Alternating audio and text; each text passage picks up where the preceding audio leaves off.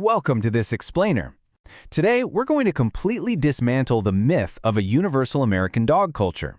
Through a pretty fascinating series of online debates, we're going to see that optimal pet care is actually dictated by environment and context rather than some strict universal moral rulebook.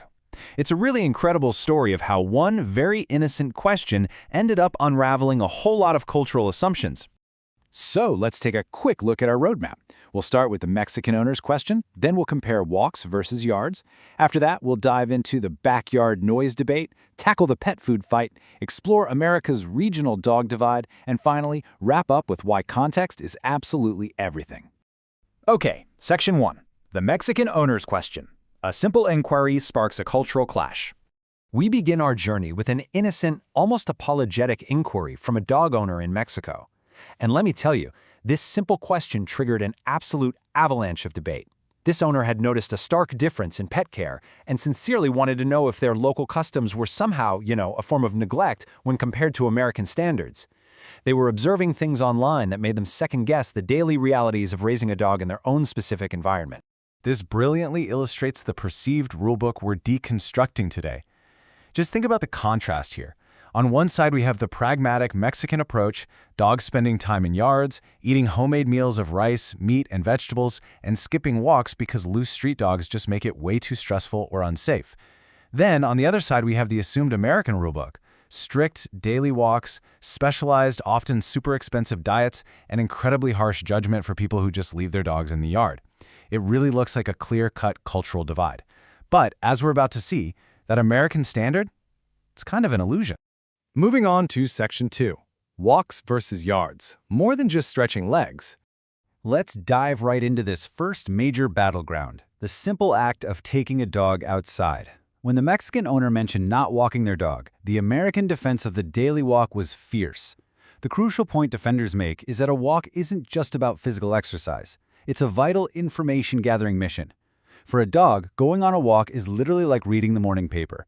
It introduces new scents, traffic, grass, trees, and essentially news left by every single creature that passed through after dark. One owner even noted their dog gets way more tired from a scent-focused walk than a purely physical one. Plus, it serves as a crucial neighborhood social routine. In a lot of suburbs, the dog walk is how humans actually meet their neighbors. Sometimes they don't even know the human's name, they literally only know the dog's. But that strict American rulebook gets a lot less absolute when real-world, complicated animals enter the chat. Plenty of American dogs do not get daily walks. Some have large fenced yards to run in, some are working dogs, and crucially, some are elderly or completely terrified of the outside world. One owner described a homebody dog that got so incredibly carsick that even short little outings were miserable. Actually, for a traumatized or anxious rescue dog, a familiar yard is hands down the most humane choice possible. It proves that a walk is not automatically this magical, valuable thing in every single circumstance. That brings us to Section 3, the backyard noise debate. Who determines what is a nuisance? So what happens when dogs are left in yards?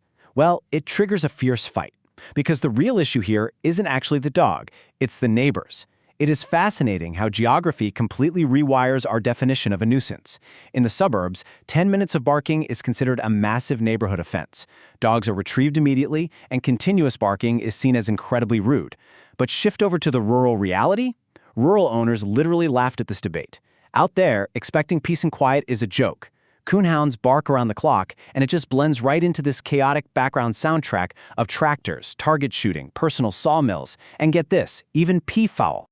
But when you zoom back into densely populated areas, there's a quote that perfectly captures the suburban tension. A person may have the right to be rude in their own yard, but they do not get to control how others perceive them. That's a really powerful reminder.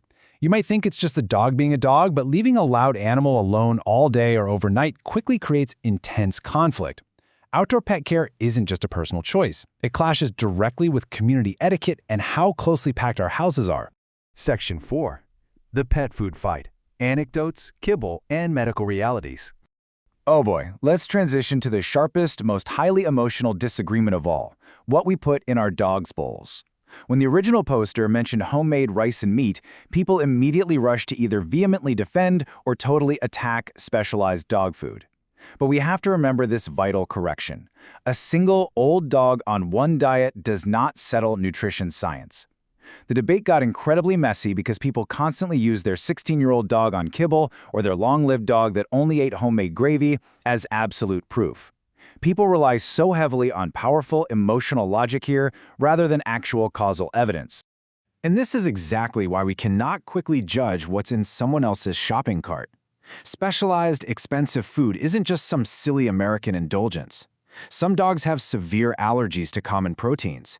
One owner described a black Labrador with a startling, agonizing list of environmental and food triggers. Then there's the absolute nightmare of hidden poultry ingredients. I mean, when your dog is allergic to chicken, it feels like chicken is somehow secretly hiding in absolutely everything. For these medically complicated animals, expensive fresh salmon or prescription hydrolyzed diets are a mandatory medical workaround.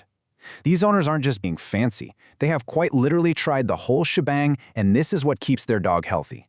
Section 5. America's Regional Dog Divide, the export of unwanted animals.